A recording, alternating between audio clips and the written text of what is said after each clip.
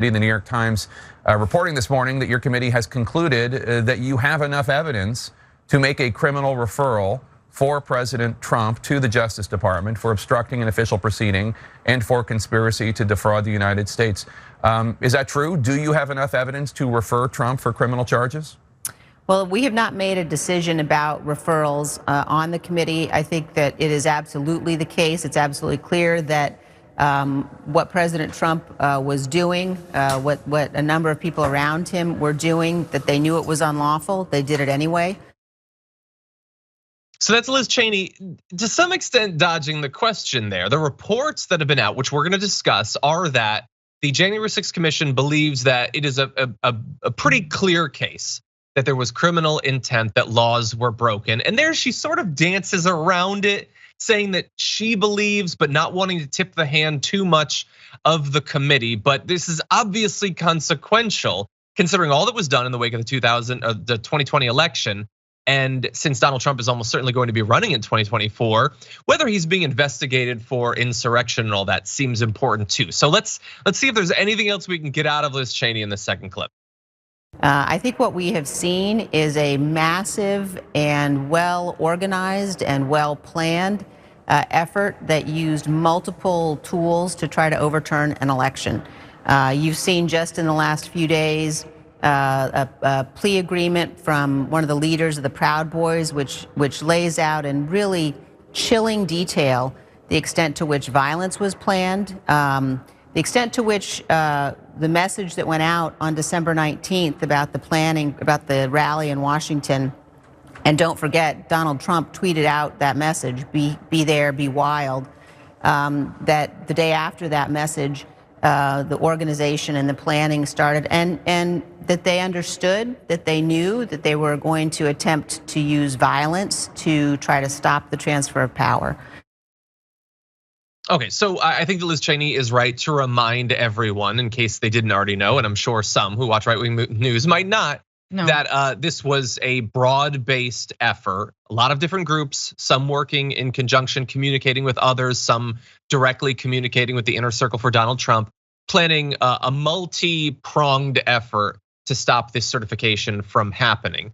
But all of that is somewhat to the side of the main concern, which is, so do you have enough to warrant a criminal referral for Donald Trump, or do you not? Let's jump into the reporting, because she's being a little bit squirrely, but there was a lot revealed over the weekend. So supposedly, according to the New York Times, the leaders of the House committee investigating the Capitol attack have grown divided over whether to make that criminal referral to the DOJ, even though they've concluded that they have enough evidence to do so.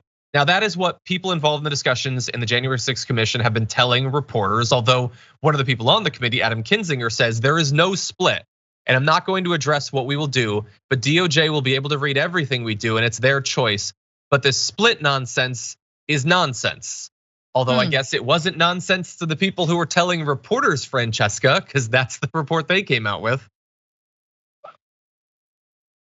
I'm so confused, because if there was a split, it would come from the Republicans. And that's Liz Cheney, Kissinger, who else do we've got on the Republicans do we have on the committee? Other people who've been shunned and stripped of their rights to be a Republican forever and ever. So my question is it Liz?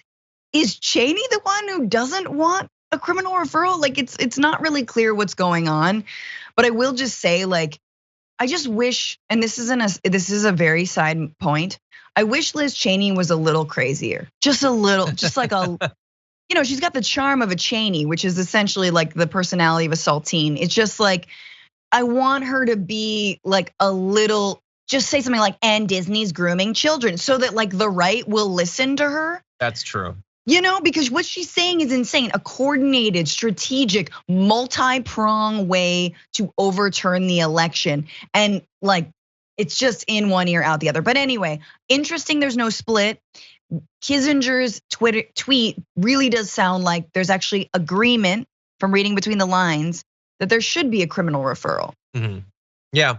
Well, look, so those are the only two Republicans actually on there, and they're the two Republicans, bear in mind. But okay, let's dive past the PR effort that you have from Liz Cheney on Jake Tapper's show, and then what Kinzinger, whatever it is that he's trying to do on Twitter. So apparently what is actually going on, whether they're split or not, this is what the debate is about. It's on whether making a referral, which is considered a largely symbolic act, it does not actually require the DOJ to act, would backfire by politically tainting the Justice Department's, what they say is an expanding investigation into it. Okay, so what you need to understand about this is that there is the January 6th Commission, which is members of Congress who are investigating this, and they've been doing a lot, including making some criminal referrals already. At the same time, you have the DOJ, which one would expect would be taking this seriously. This reporting from the New York Times is implying that no, this is expanding, they're gonna do some stuff. And so if they're going to end up acting in the DOJ, there are a couple different ways that could go down, strategically, and also in terms of how this will be framed. What the debate seems to center on is, if the DOJ is gonna act anyway, why have them act based on a criminal referral from the January 6th Commission, which could be attacked by the other side as being politically biased? Now, that's what a lot of people will agree on.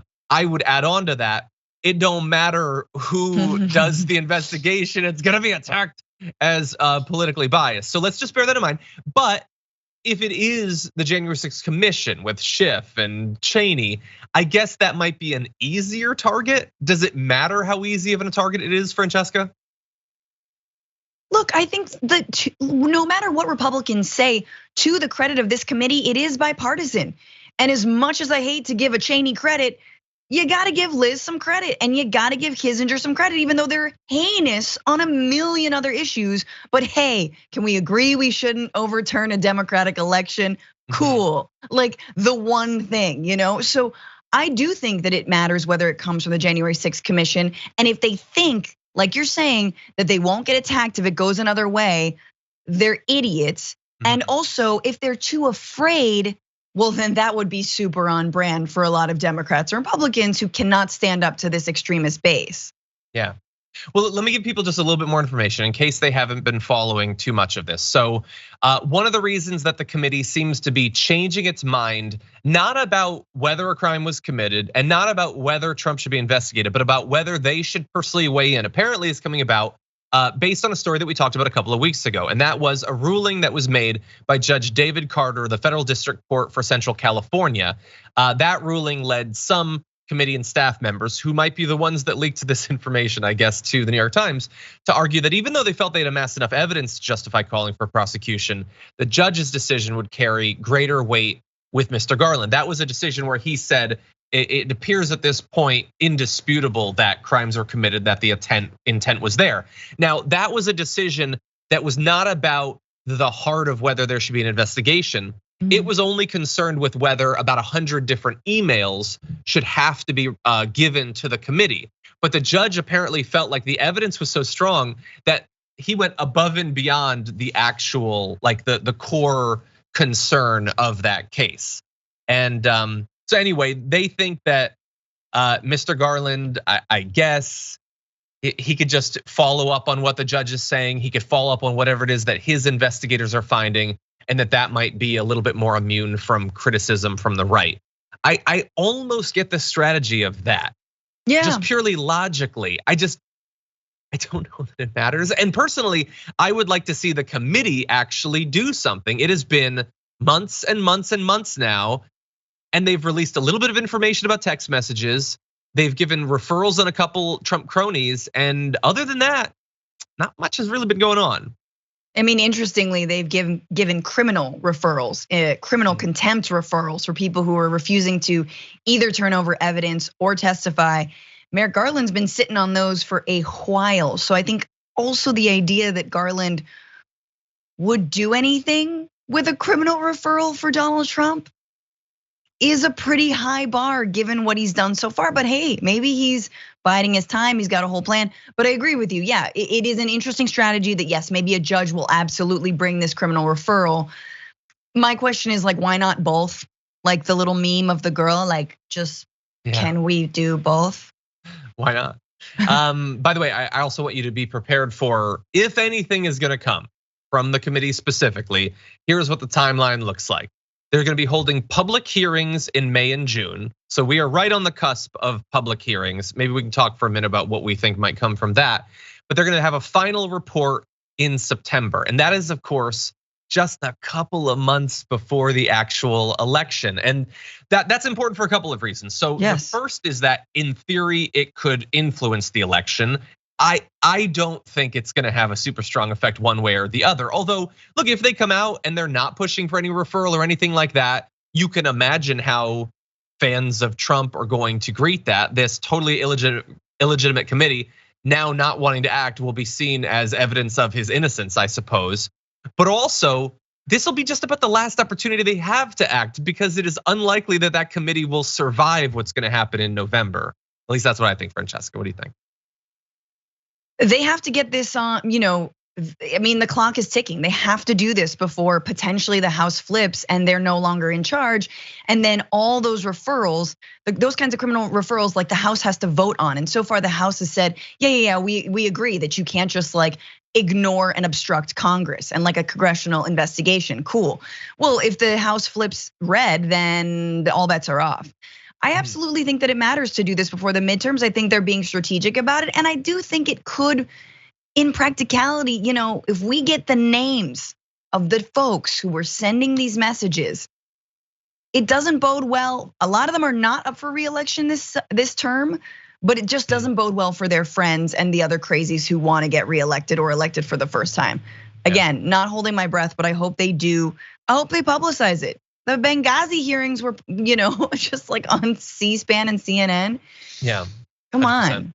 By the way, you were asking for a crazy. Well, Stephen Miller apparently is going to be brought in for an interview soon. They've conducted 800 witness interviews already. They've got another 100, including follow-up interviews, which if they're bringing a person in for the second time, it could be as a result of evidence that has since been found out about that person. It could be about asking one person questions about the things that other people have said. So this could be fruitful.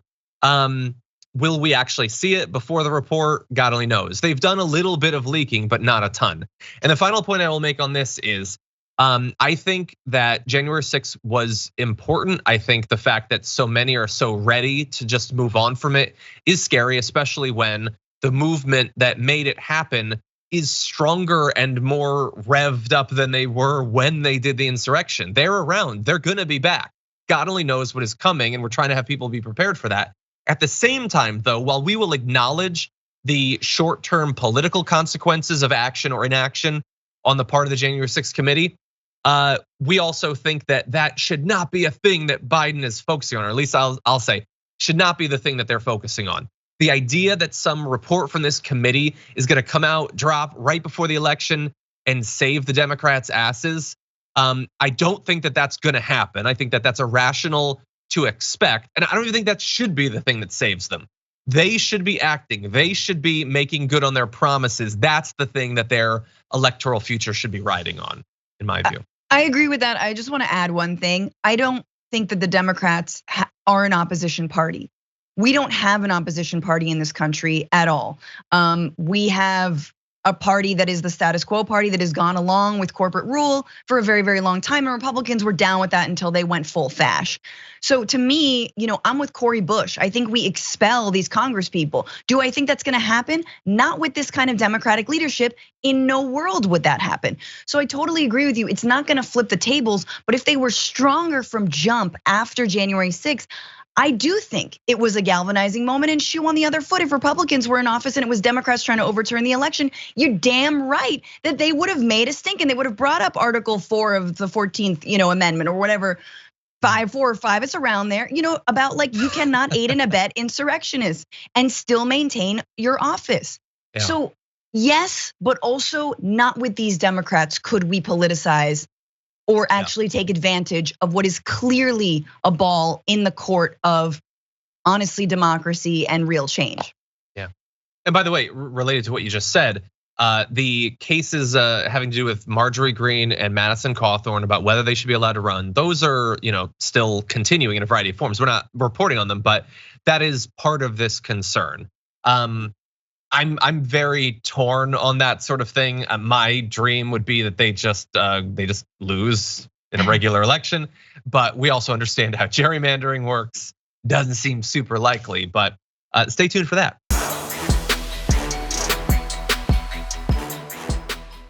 For more political news breakdowns, interviews, stories of activism, and me trying my hardest to care about the occasional big celebrity news story, subscribe to our YouTube channel at youtube.com/thedamagereport. And you can ring the bell wherever it is so you don't miss anything.